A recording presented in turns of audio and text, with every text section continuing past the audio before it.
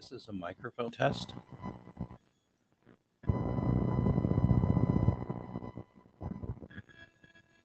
Does it work? Alexei can hear me.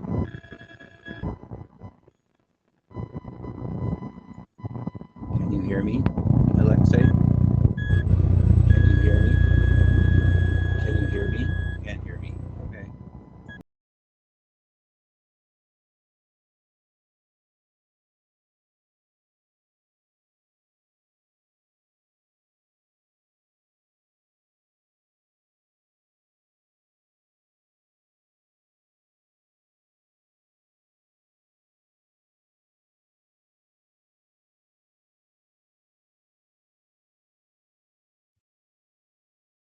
Hello, can people hear me? I can hear you, Alexei, but I don't know if you can hear me. I can hear you as well. So, Oh, good. I don't have a microphone problem. Fantastic. Hello, I can hear you as well. Can you hear me? Hi. yes. All right. So, good morning, evening, afternoon, everyone. Let's get started. We have about 1 hour.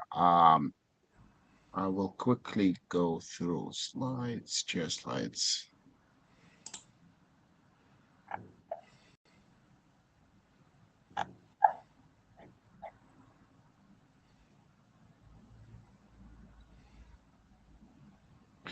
So, this meeting is recorded and will be posted to YouTube. And just to confirm, this is covered by IETF Notewell and relevant documents. I think from people participating, you all should know what I'm talking about. So I will whiz through this. It is PCPs, code of conduct, as usual. Be professional, be polite, use the best technical arguments and the best technical judgment.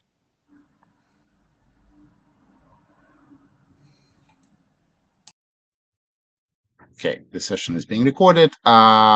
We need a note taker.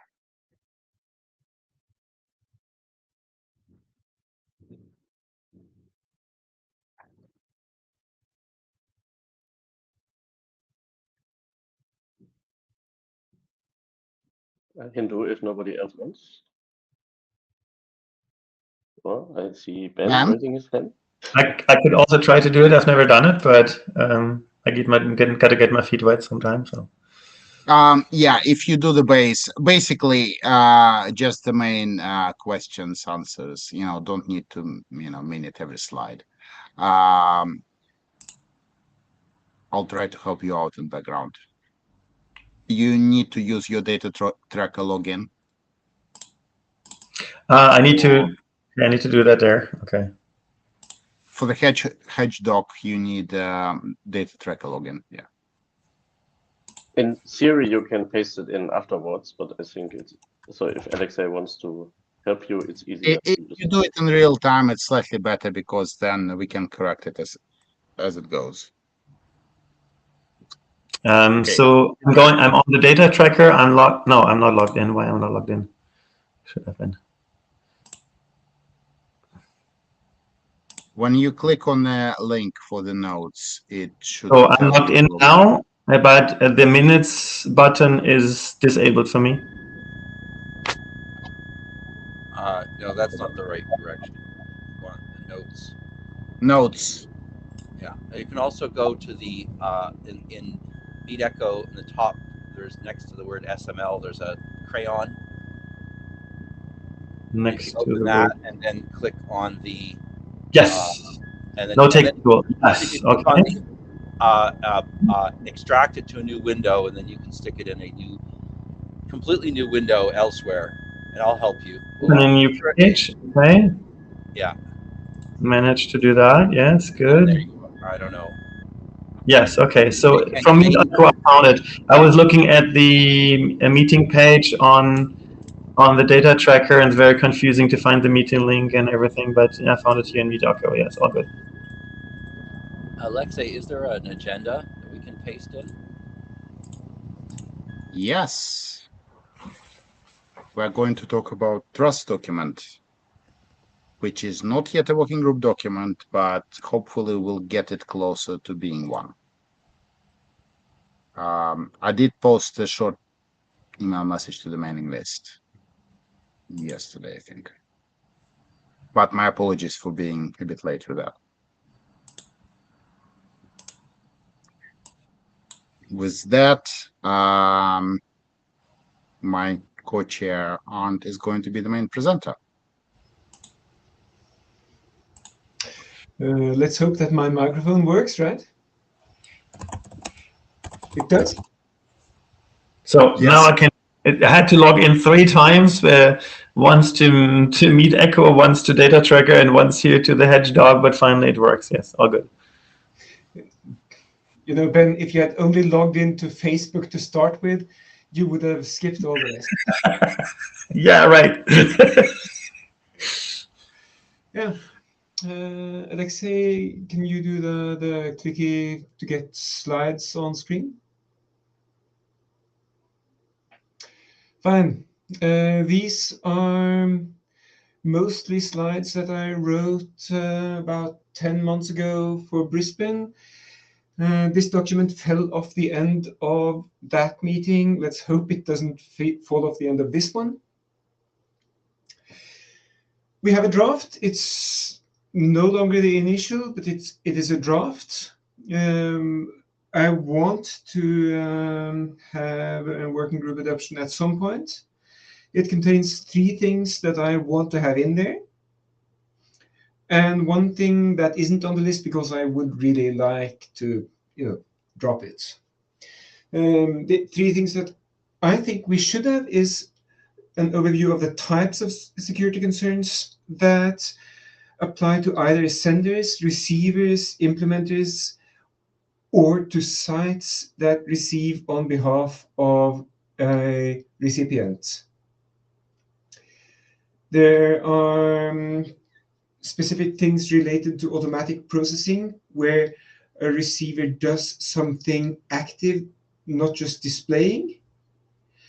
And there's trust issues, whether to do this at all. Alexei, next slide.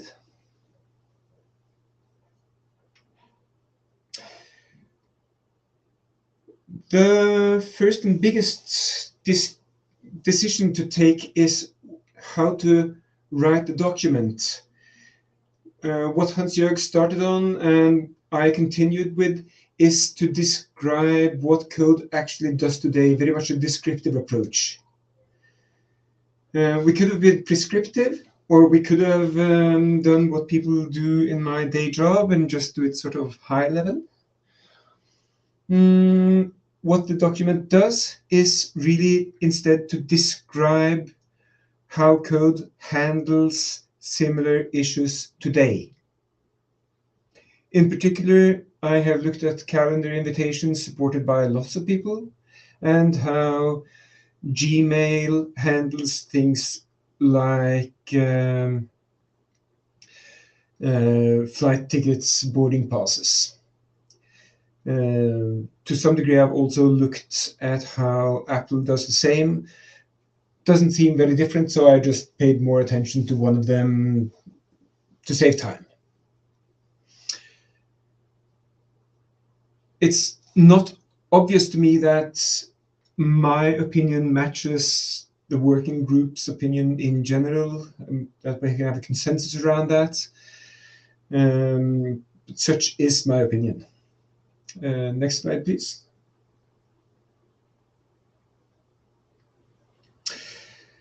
Right, the types of security concerns. When you process something automatically, you are a kind of virtual machine in much the same way that a web browser is a virtual machine for JavaScript served by a web server. browsers spend a lot of effort on not being exploited by remote web servers. We have issues related to that. Simple display has fewer of these issues. The draft discusses that. I think this is uncontroversial. We have several kinds of divergence between structured email and email for display.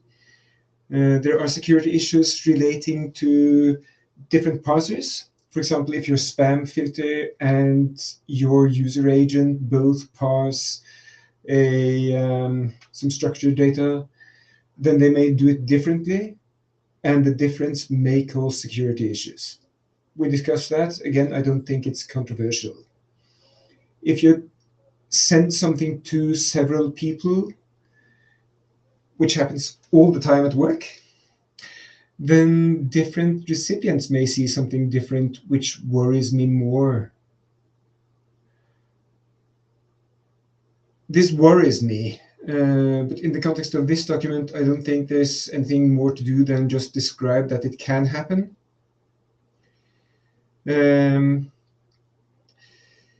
It's also not a new issue. Calendar invitations have exactly the same issue today, and it hasn't been big there. I don't think it's a big issue for other kinds of structured data. So simple description should be enough to my mind. Of course, there are a lot more varieties of differences than for calendars. At FOSDEM last year, someone described how structured data can be different between the text plane, the HTML representation, and the structured representation. So you would have 3 different representations. In particular, he showed 3 different times shown in the same message to the same recipient. That was the time of a flight. Great fun. We have data leaks. If structured data references external references in much the same way that we currently have we have leaks for images. Again, I don't think this is controversial. It just needs to be described. Hans-Jørgen and I haven't thought about any other types, but if there are more types, we'll add. Ben? Yes, so making the user do something. For example, by the type of presentation, the user is being deceived in some way or tricked in some way to do something. I put that under the realm of phishing. The problem, for example, right now with phishing is that the email name is presented in a way, not the email address, so people think this is from PayPal when it really isn't. And structured mail has a possibility to make that even more appealing by making a certain presentation that triggers the user more to click on something, makes it easier to make certain actions. So I would put that under the name phishing. I see what you mean.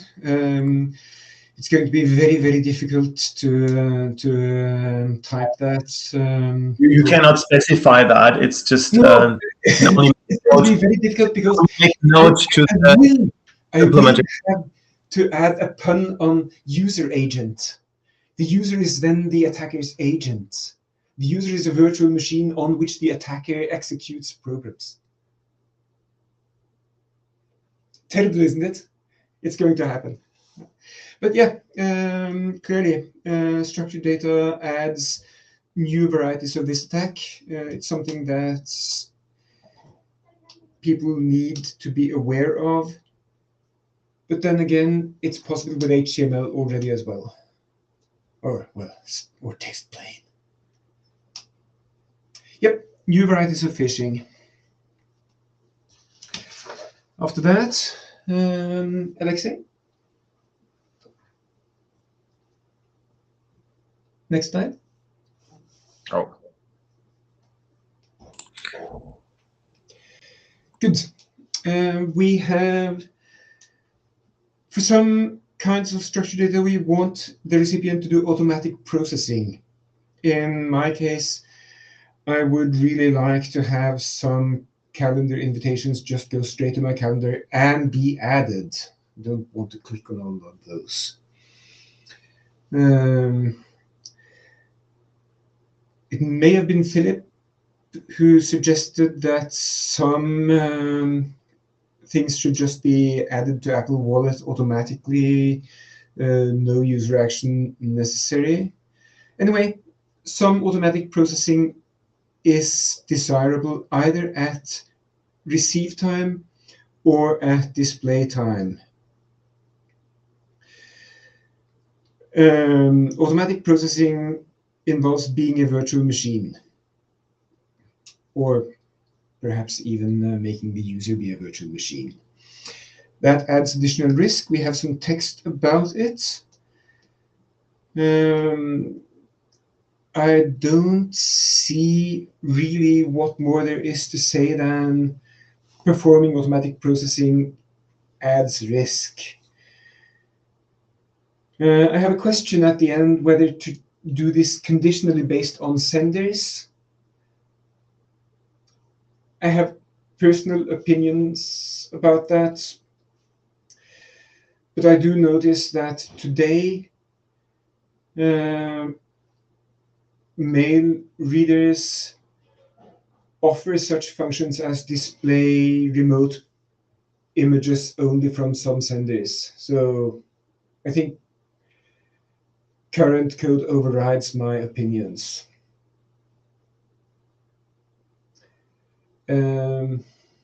Any other people's opinions about this? Ben?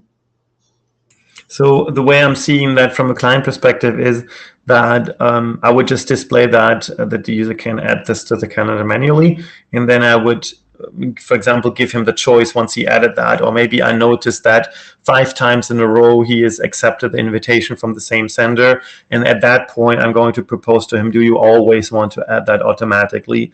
So it's a user agent choice how you want to do the UI there. You can immediately show that option, or after the 5th time in a row, or from the domain or from the sender, or it's you can meddle the rule. I don't think you can standardize that. You can only say here, pay attention not to do this automatically, only when the user actually approved it. That matches my opinion. I'm sure the current wording has to change before we reach IETF last call. I don't see that the current wording blocks adoption.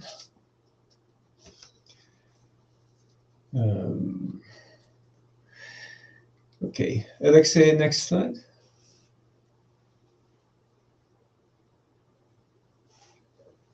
Can I do that? Right, and then we come to the really big point. Oh, I didn't upload the last slide. That doesn't matter.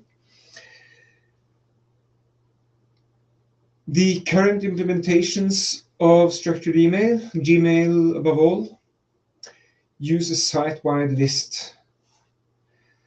I don't like that at all. I think it's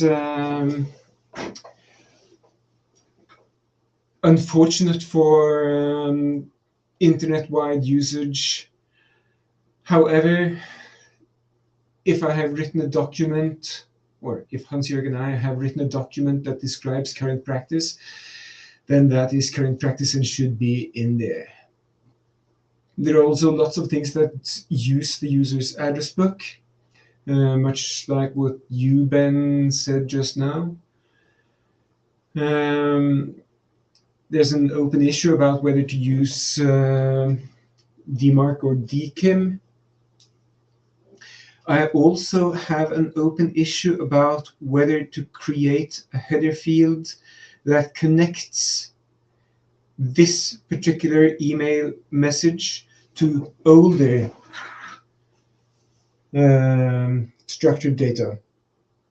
So that, for example, if you have reacted when you received the booking confirmation for a flight, then this header field contains, say, a long UUID. Then when you receive the check-in message or receive your boarding pass, then the user agent can trust your past action connected via this new header field. Again, I don't think this is something that needs to be decided before we adopt, but I have it in the document, and I think it does need to be discussed. I saw someone's hand. Yep, that's me. Can I talk? Go on. Yeah, I have actually two remarks here. So one, maybe it's too late already today, but if I get it right in terms of the DKIM and address book aspect, I think those two only would make sense in conjunction, right? Because just the mere fact that somebody is in the address book, doesn't mean each and every mail that gets in, which is, for instance, not DKIM signed, can be trusted. But the address book thing, in a way, only makes sense if it's also DKIM signed, because only then I can trust that this mail actually came from that domain. But I just wanted to make sure I'm not making an error in thinking here in that way. And yeah, maybe somebody can comment on that later on. In terms of the second thing, which you mentioned with the specialized IDs. So if I remember correctly, we had that discussion in terms of it goes a little bit broader than actually just this trust document. And the idea was basically to have something like a structured representation of, let's say, a contract or a user's contract with a third party, or welcome mail, better to say. Yeah? So a lot of transactional mails you get today, before you actually start getting maybe a newsletter, maybe orders you did on Amazon or something like that. The very first mail to get is, welcome to Amazon, this is your new Amazon account. Welcome to energy provider XYZ. Welcome to T-Mobile or X-Mobile, whatever. Yeah? And so the idea behind this was basically, since this is also a transactional email, which is typically a little bit standardized, yeah, which basically initiates relationship you have with a third party. If that kind of message would be a structured email, then this could be used to make something like a trusted address book entry or something like that. So that goes beyond the mere, there is like an email address.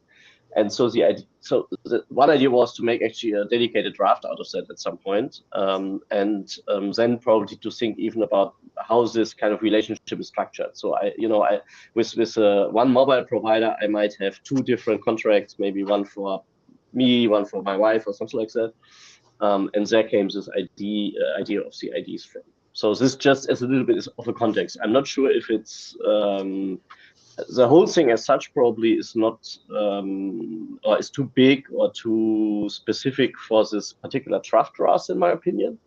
But there might be a link between that, and I think this is how this particular point made it into the current draft. I hope that was not too.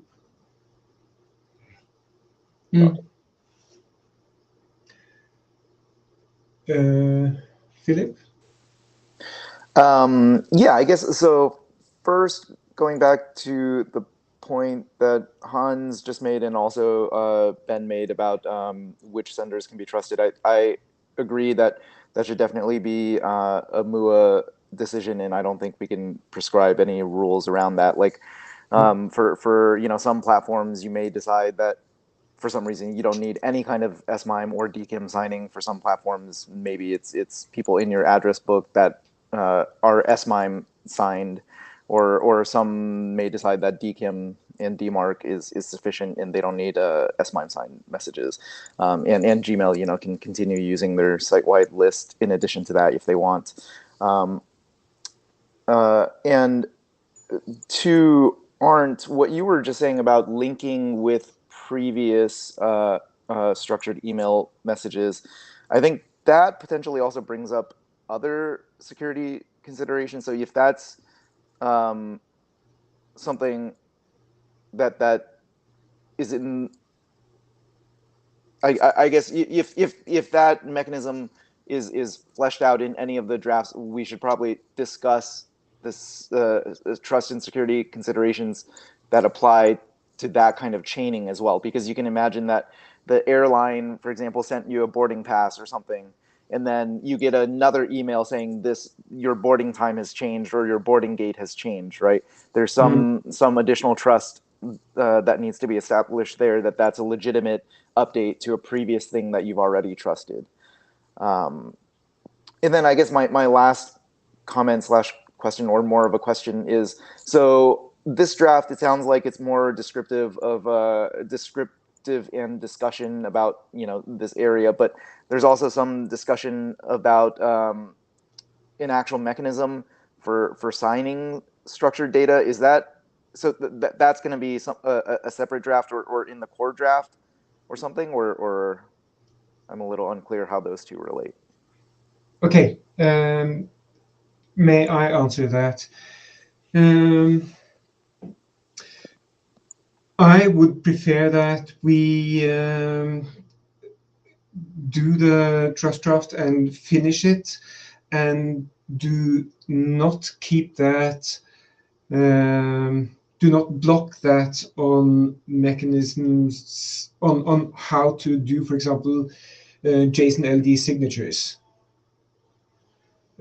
So to my mind, the trust and security considerations should just describe trust and security considerations. It should not define security mechanisms or define how to sign or anything like that.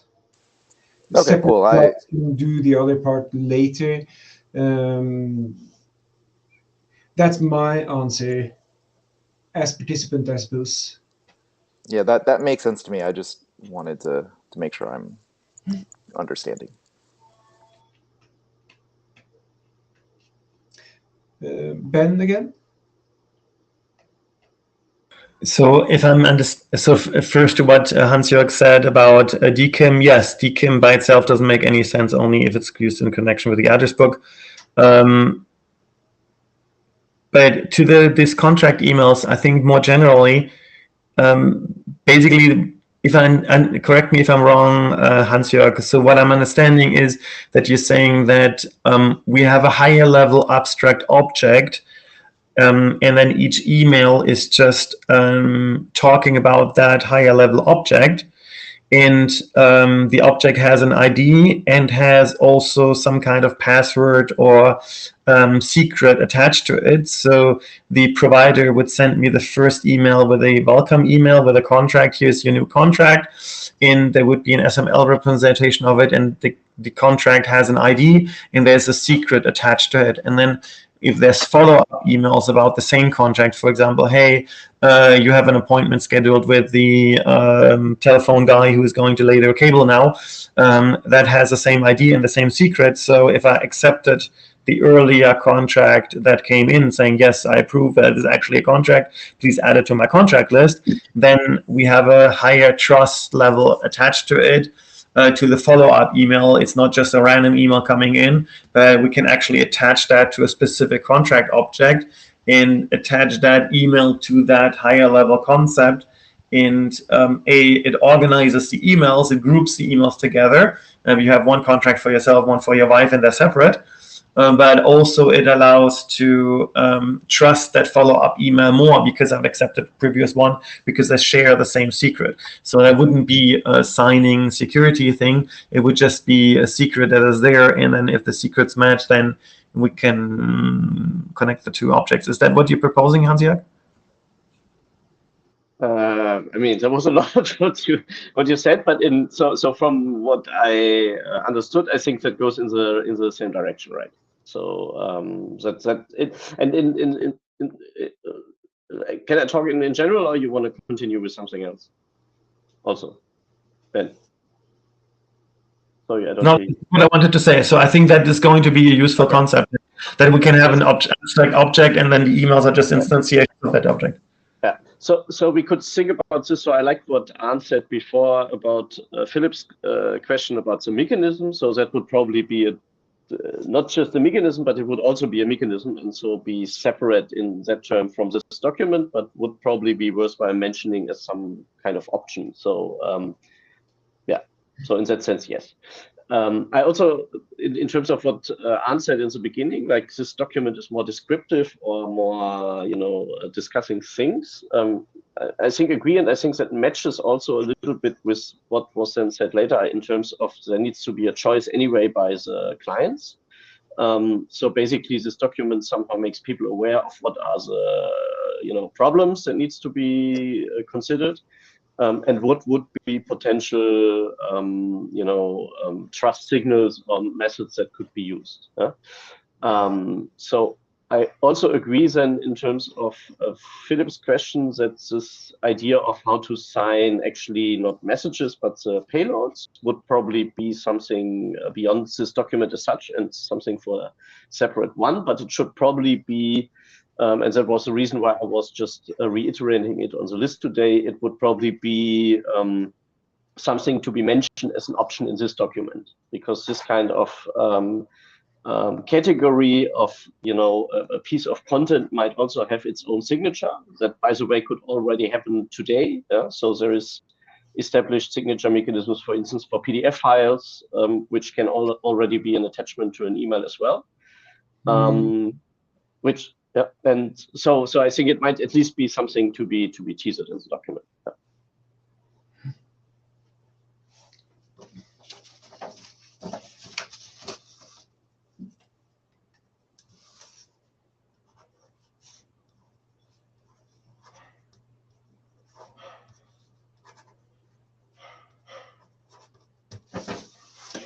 Right.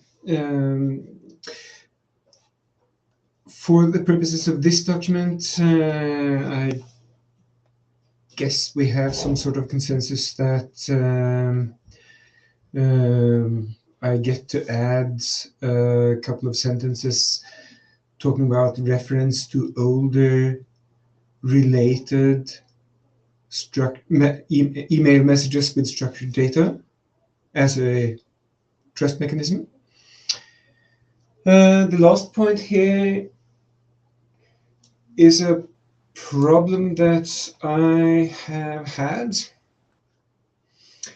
Permit me to describe it at some length.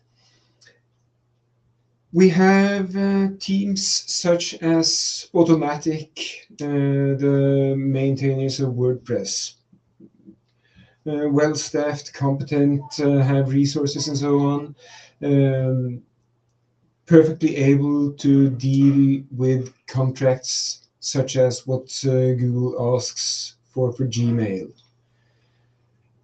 However, Automatic, of course, cannot sign any sort of contract on behalf of random WordPress users, and there are 800 million WordPress sites. Individual WordPress sites are generally not well resourced. Did I just use resource as a verb? I did. Sorry. They cannot be expected to deal with complexity. They installed software because it was simple. They installed Drupal or WordPress, typically.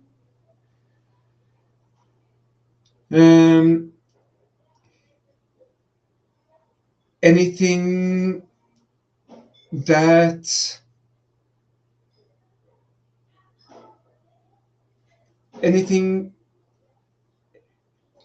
any mechanism that is a Drupal or WordPress plugin that sends structured email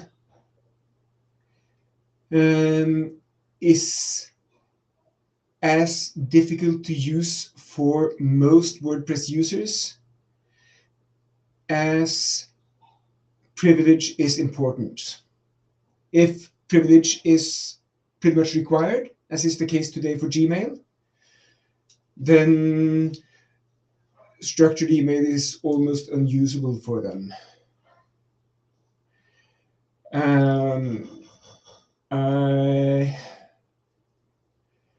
I would really like to de-emphasize privilege as much as possible in SML. I don't feel that it is very possible because it is done today. I suppose I'm arguing myself into keeping the text in the trust document because current code does this. I'm just not very happy about it. Ben, thank you.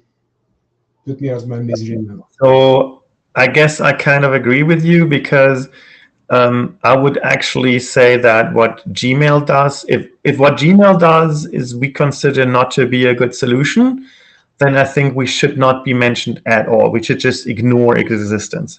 And if we show a better way, maybe Gmail will see the light and do our thing, and then it just disappears and nobody ever heard about it.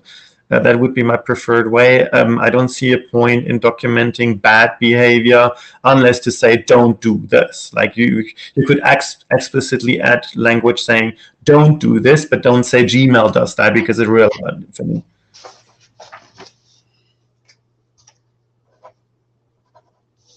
Right.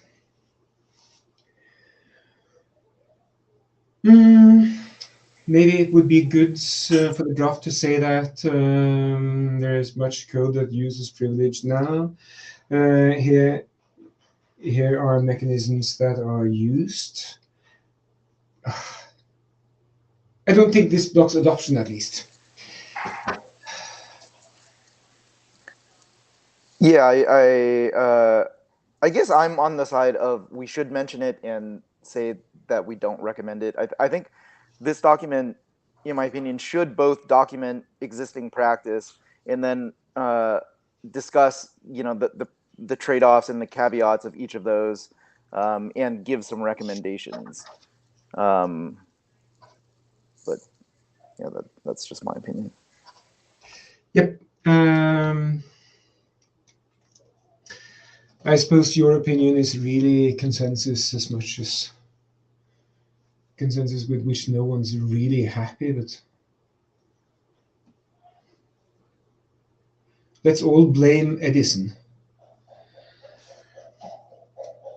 I mean, Hans-Jörg?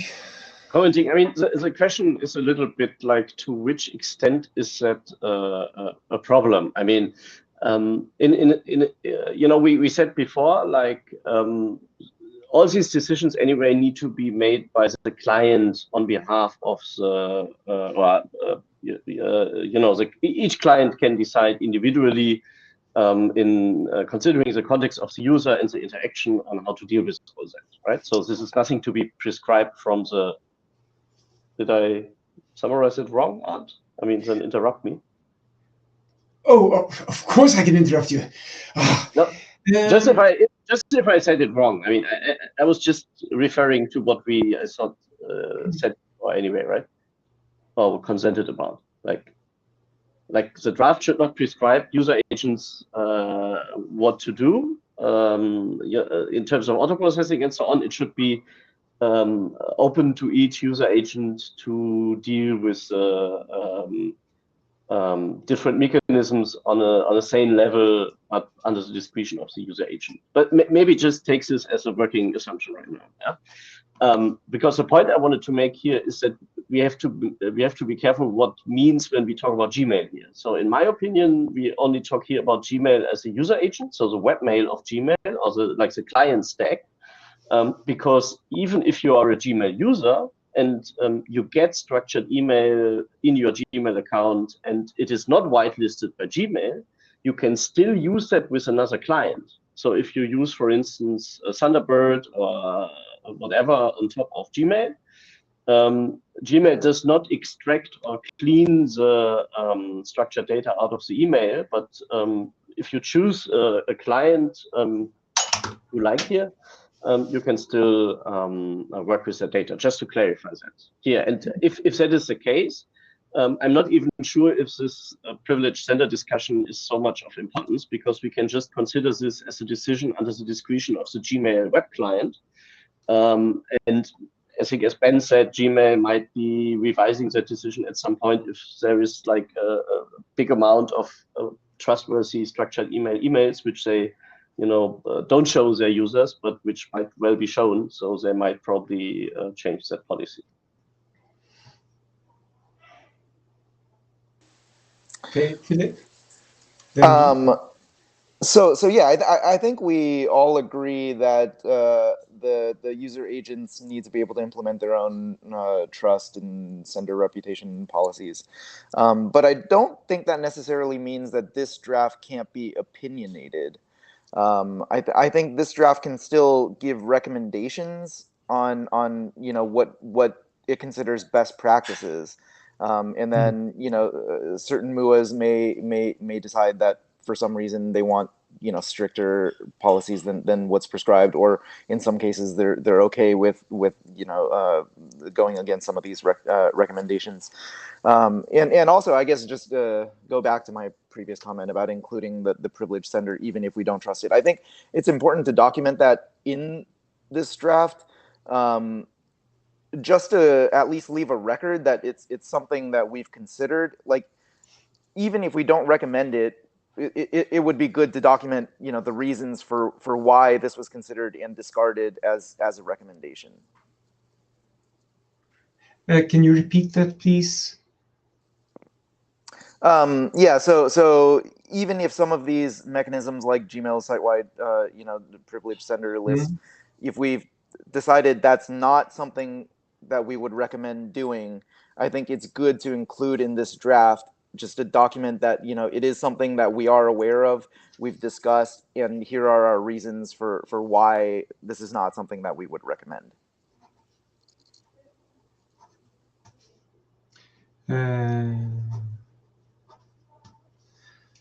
Right. Okay, then me. While listening to someone, I think I made up my mind about my own opinion, namely that this whole discussion should be honest about what people are currently doing about privileged senders. However, it should try to create the impression that for a sender, such as Ruby on Rails, Django, sending structured email is doable, and no single mechanism described here is likely to break. So the draft should say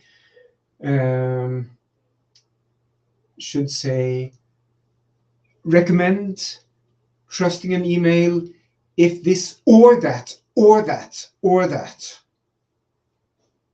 And we should add a connection-based trust, that something that connects an email to older presumably trusted emails. Yep, that's my opinion. I hope I made myself clear.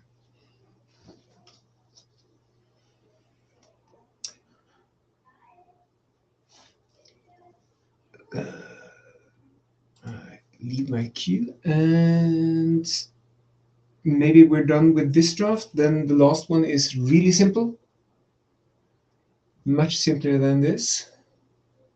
Alexei, can I click to this myself? Right. We have a section on use cases and also implementation recommendations, which I kind of wanted to drop, but I may have changed my mind. Currently, the draft just notes that some use cases are higher risks and gives an example of medical information. I don't see any reason to say anything more. I'm neutral on whether that is worth saying at all. I don't see the text as an impediment to working group adoption.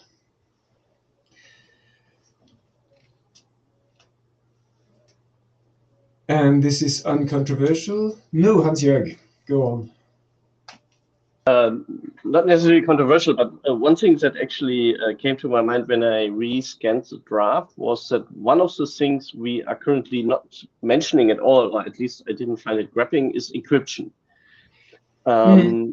And so if we, especially if we talk about this medical, medical records kind of stuff and so on, that was also one of the things that were discussed over and over again, I think, at the meetings in terms of, should certain structured data be in a machine-readable fashion available in the email? Is this different from having the same information in a PDF or in text email anyway, and so on?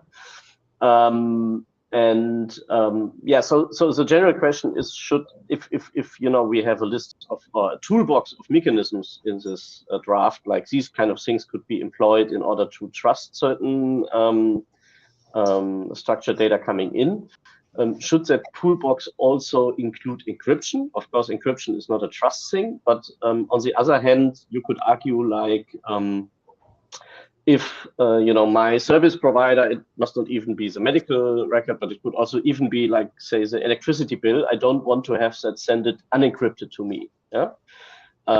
So the question is, could there be a way where I tell my electricity provider, like, I only want to have this kind of information in a structured way if it is encrypted, and if not, I will not process it, or I will even, I don't know, sue you or something like that.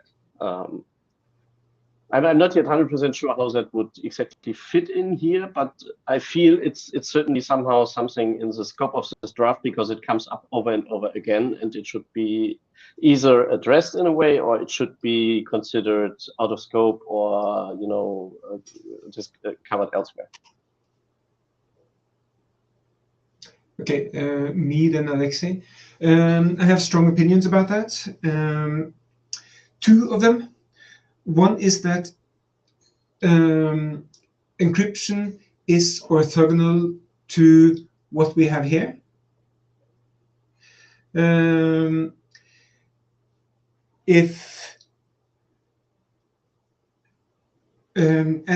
necessarily orthogonal. If you want to encrypt the structured data, then you want to encrypt a human readable version of the same thing for the same reason, because the content is the reason to encrypt, not the format.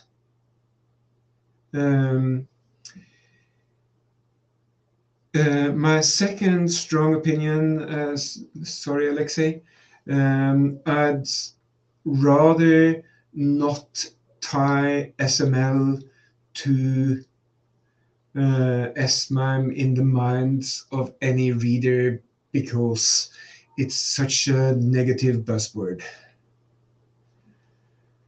So I would prefer to add something to this document saying that encryption is orthogonal to SML, but may be used as a trust signal. No, well, maybe used as something like that.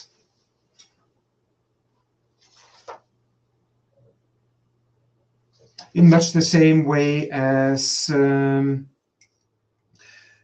a signature DKIM blah blah. I'm sure I can do some weasel wording. Right, that's me. Alexei, please. Yeah, naturally, I disagree about SMIME, but never mind. I think this document should discuss encryption, whether it has any effect or not, and just describe what effects it has or doesn't have. So it is clear, if people use encryption, as people, whoever suggested that some messages might require it to be actioned, and this sort of thing. So, yeah, let's talk about this. Would you be happy with a description that said basically encryption is considered orthogonal to... I don't think it's sufficient just to say that it's orthogonal, because it's... Okay. Do you consider this to be a blocker for working group adoption? No, I don't think it's a blocker for working group adoption. I think it's just the document needs to talk about it. Okay. I will at least add an open issue there. We'll see what more I type. If you're done, then Alexei? No, then Philip? Yeah, I guess I'd also throw in a vote for that it's not just orthogonal, or we should discuss it more beyond just saying it's orthogonal.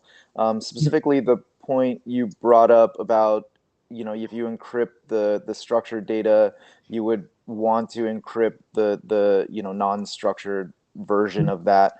I'm not sure if that's true. Like, you can imagine that if a doctor is sending you some health records, they would send for the non-structured version, it might just be a link to their website to log in and download it.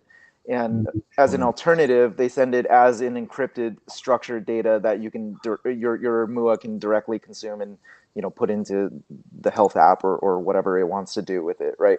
So I think there are cases where, because structured data is just inherently more powerful and you can do more with it, I think cases exist where you may want to encrypt that without encrypting the other. I think similar to the signing case, there's some cases where the structured data needs to be signed because it's going to undergo some kind of automated processing or some more trusted display, and whereas the non-structured part may be less useful and just a little bit informative, and so it doesn't need to establish trust as strongly. So I think I think there's something to discuss here in the draft. I'm persuaded. I hate it when people are disagree with me and are wrong. No, and are right and I'm wrong. Ben, please. You might be happy to hear that I fully agree with you with all that you said. I do think that is completely orthogonal. It's completely irrelevant to the discussion. No, it's relevant, but not really. It's a different question. So I would look at that from a very pragmatic standpoint about the fact that we simply don't have encryption. Like, we have two standards for encryption, but they're not being widely deployed. And there's reasons for that are way out of scope for this meeting or even SML, but there's good reasons why they have not been deployed. And that's a question that's completely out of scope for this working group. And I would say, yes, it would be great to have email encryption, and we would all love that. But the simple fact of reality is that we don't have ubiquitous email encryption. And if we start tying SML to encryption, it will just die because nobody has it. So can we be pragmatic about it and say, okay, if we have email encryption, then great. If we don't have email encryption, then we got to deal with that. Fine. Okay, use cases. Is it enough to just say what it currently says? Some use cases pose higher risks than your typical use case. And after that,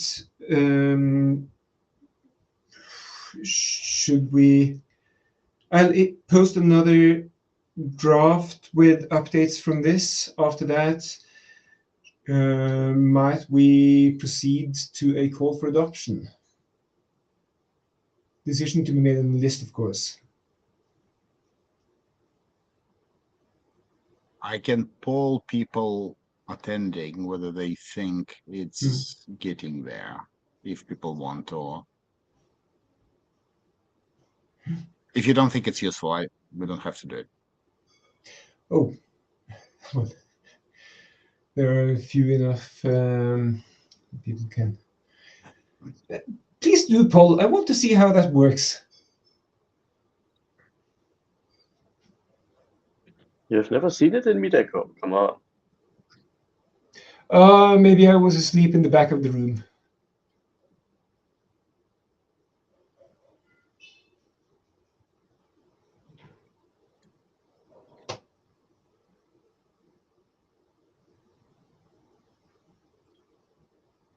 Show of hands, right?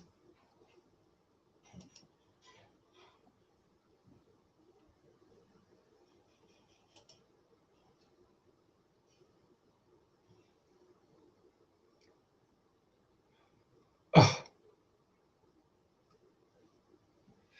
It's a little hidden, wasn't it? Wasn't it at some time also a pop-up in the middle of the screen?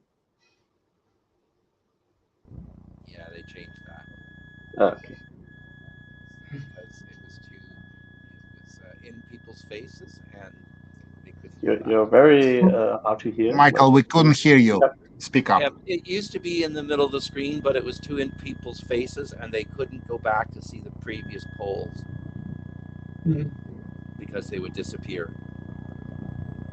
Okay. I just think everybody managed also to find it in the new version now. Okay, I'll finish the poll now. Yeah, that's enough time. Mhm. Okay. Well, I know we need to confirm on the mailing list, but it looks like, at least opinion of this group, that it's moving in the right direction. So, which is encouraging. I'm very happy that no one disagrees with the general approach of describing what current code does. Too much prescription, and we might just see the whole thing sink. It's my opinion. Right. I'm supposed to have dinner in 3 minutes. So, I actually had one more slide in the chair's deck. I just want to quickly present.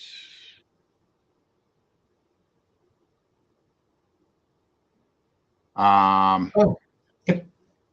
And I So have just to confirm, vacation draft, that was written like a few days ago. So vacation draft is now posted as a SML document. Great. Philip, I noticed that there was a discussion about structured replies, which seemed positive.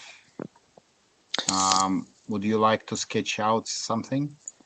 Yeah, I was hoping to do it in December, but just regular work stuff got in the way. I'm still hoping to get something up for discussion in the next couple months, let's say. Don't we already have a draft? Don't we have any? Don't we already have a draft? Didn't you make a draft? I just vaguely remember that I read something. No, just what I sent out to the mailing list. Okay, I see. If you need help with the structure of it or the process of it, don't hesitate to reach out to me, okay? Yeah, I want to get something up initially so you can start contributing pretty Yeah, soon. no, but if you have problems with the Yep. how to get this started, the whole Sure. process, like how to make the document, feel free to reach Yep. out if you need help with that. Yep, will do. Thank you. Okay, so and then the question is, so initially we were planning 3 interims. I canceled December one because we weren't organized enough. I think there was another proposal for February 14th. The next one, do we want to do this? I tentatively, I can still send email on the mailing list. But Arndt and Hans-Jörg, will we have something by mid-February for another interim? I think we Or do have you a want topic for an interim in mid-February. And I liked having almost a single topic for one meeting. Appealed to me. Yeah, but I expect the next time we are not going to talk about trust document. It's going to be probably base spec, I suspect. Yeah, right. Yeah, which is again a single topic. Yes. So, sorry, I turn on the video because Hans York, I'm looking at you. Yeah, I thought, I feared that. As I told you, I was also quite busy in December. So certainly, I think we should actually push forward on the core draft, and I think some of the points are quite clear. Still, I need to allocate quite some work to prepare it, but it should be doable. So I think if there is some pressure, it's easier to do it also. Okay. All right. Fine. So Let's put a deadline for him. Alexei, which deadline do we make him? 6th of February. Is that a good deadline? Just teasing a little bit. Let me double check the date. I think.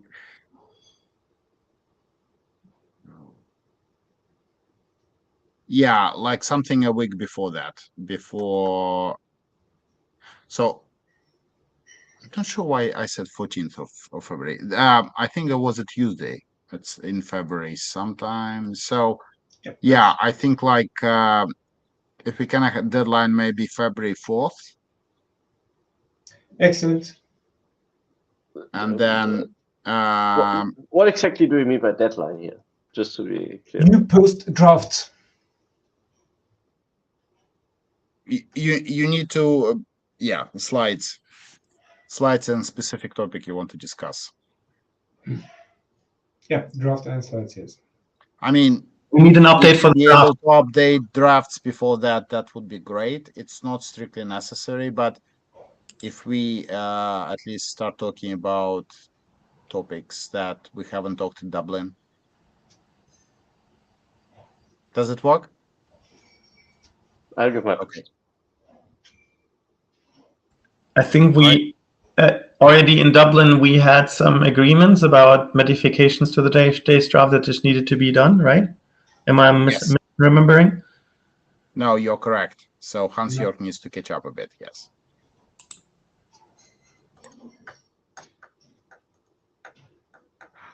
I am trying to make you feel bad, but I'm also not trying to make you feel bad because I've been in this situation, so I know everybody's busy. So, but yeah, it's if we can make, I appreciate. Yeah. All right. Thank you all. We are over time now, so let's final words then, Ben. Yes. Final words. If you are in Brussels happen to be there at the end of this month, on the last day of this month, the 31st of January, you are welcome invited to come to an email, how to make email better, but it's not the make better email, but something similar to that. It's more open. We're meeting in somewhere in Brussels. We already have like 10, 15 people there that are coming from service clients, and we're just discussing general JMap and autoconfig and whatever else, and everybody is welcome invited. But please tell me ASAP if you want to come, because I need to reserve a hotel room or a conference room adapted to the size of the attendance. I want to come. What time? The whole day, the Friday, the whole day. Yeah. Well, my office is in Brussels. So I can ask whether I can just have a meeting room there. Amazing. Let's talk. Yeah. Well, my office is in Brussels. I've been there once. So at least your desk is free. Thank you, guys. Ant and I will organize the next interim, and hopefully we'll see you next time, and bring your friends as well. We have a hardcore group this time, but I think more participation would be great as well. So with that, thank you very much. Thank you. See you. Bye-bye.